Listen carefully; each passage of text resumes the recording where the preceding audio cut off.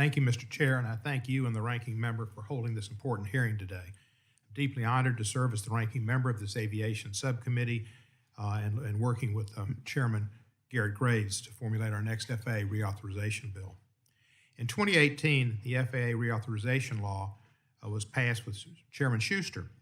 Congress included more than 90 safety-focused provisions ranging from flight attendant fatigue to secondary flight deck barriers on passenger aircraft to the integration of uncrewed aircraft systems into our national airspace system. It also included another important provision that I authored to require the FAA to establish minimum dimensions for passenger seats on airplanes to protect the safety of the flying public. Shockingly, even though the FAA was congressionally mandated to act on this provision within 1 year, the FAA did not even begin cabin evacuation testing until late November and December of 2019, well after the 1-year deadline. And during its testing, they limited their study to able-bodied individuals between the ages of 18 and 60. This means lap children, seniors, people with disabilities, non-English speakers, larger individuals, and more were not included, far from a representative sample of people who are on an airplane and would need to evacuate. The FAA itself acknowledged that the test relied on able-bodied adults, subjects under the age of 60, and the result provided, quote, useful but not necessarily definitive information regarding the effects of seat dimensions on safe evacuations for all populations. It was flawed, and it was congressionally mandated to conduct a study, and it should have done an appropriate one. In August, the FAA finally initiated a public comment period to assist in its determination on whether minimum seat dimensions are necessary.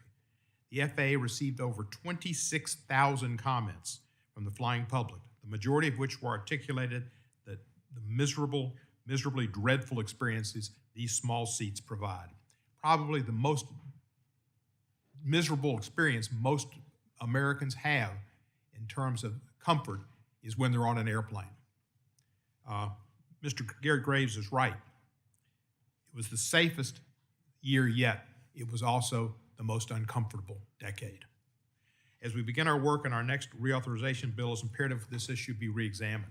That's why Senator Duckworth and I will introduce our bill, the Emergency Vacating of Aircraft Cabin Act, aka EVAC Act, EVAC. This bill will ensure that the aircraft evacuation standards do a better job of taking real-life conditions into account to ensure all passengers can safely evacuate in an emergency. Our bill is supported by a wide variety of stakeholders such as AARP, Captain Sullenberger, the Association of Flight Attendants, the Allied Pilots Associations, and more. This committee should also look at establishing a moratorium on further seat shrinkage on airplanes and requiring the FAA to reconduct its testing before it promulgates a rule that could lead to even smaller seats. I look forward to continuing to work on this issue with Senator Blumenthal. In addition to this important passenger safety issue, I look forward to working on some other safety issues. Improving conditions for passengers with disabilities, including for individuals who use powered wheelchairs. Updating the Air Carriers Access Act to close the surface gap in air travel for passengers with disabilities. Establishing airplane temperature standards on flights for passengers and crew members alike. How many times have we been freezing on airplanes? Implementing a long-standing NTSB recommendation. Jim Hall, decades ago, made this proposal and still says how important it is that it is, addressing deficiencies in commercial aviation black box requirements. They can be made to float and be recovered without having to go to the bottom of the oceans, as we've had to do in other situations. Ensuring outdoor concerts are protected by the same temporary flight restrictions as sporting events, and preventing air rage incidents and giving the FAA the necessary tools to enforce relevant civil and criminal penalties. While aviation safety has continued to improve over the last decade, we should remain vigilant and ensure we consider all our airspace users as we craft the next reauthorization bills. Yes, we only had 3 deaths in the United States, but we had lots of deaths in Southeast Asia that were caused by an American company that built airplanes that were probably responsible for those crashes and the loss of those lives. I look forward to hearing from our esteemed witnesses today, and I thank you all for being here and look forward to the next bill. Thank you, Mr. Cohen.